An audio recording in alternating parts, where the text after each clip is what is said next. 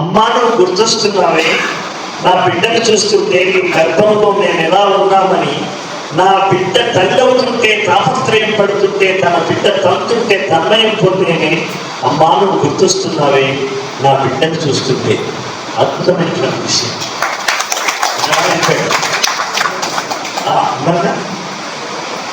అలాగే అంటే ఫస్ట్ లైన్లోనే నేను ఎప్పుడు చెప్తాను, ఫస్ట్ లైనే గిరిలా ముట్టడిచ్చినట్టుగా ఉండాలి. అలానే చెప్పేవాడు.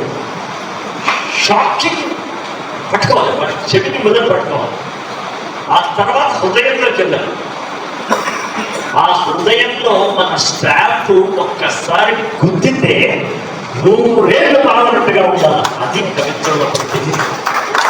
నువ్వు ఎక్కడ రాసుకో, ఏ అక్షరమైనా ఉపయోగించుకో, బట్ ఫస్ట్ టైం అలా పట్టుకోవాలి. అది పద్యమైన గవ్వకు సాటిగాని పలుగో పలుగాకులు లోకులు నన్నెవ్విని దూరి నన్ను వరించిన శారద లేచిపోవునే అంటాడు Jashuva. Is the great man. అది స్టార్టింగ్ అట్లా చేయాలి. ఆశ్చర్యపోవు. గవ్వకు సాటే ఎంతమంది ఉన్నారు ఆయన బా నీ కవిత్వం బాగుంది,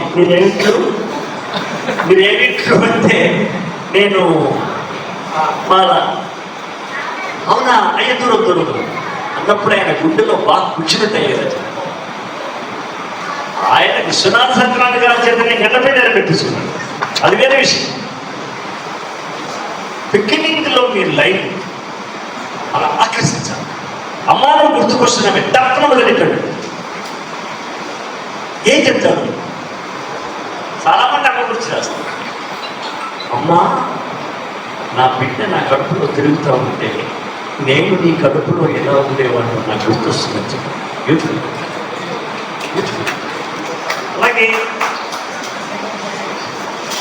నేను అన్నీ చూడలేదు. ఎందుకంటే ఇప్పుడు మాకు ఏం చేయాలంటే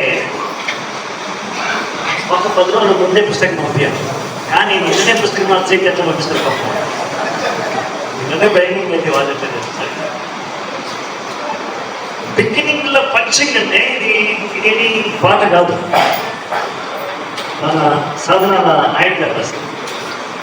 సెక్యులరిజం సరయూ నదిలో శవమై తేలింది, మహోన్నత మతాతీత వృక్షంలో ఒక కొమ్మ నిర్దాక్షిణ్యంగా నేలకొలింది.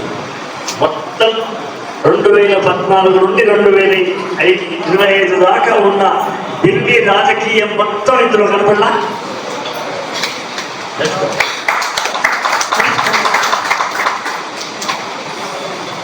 చాలా ఎప్పుడొస్తుంది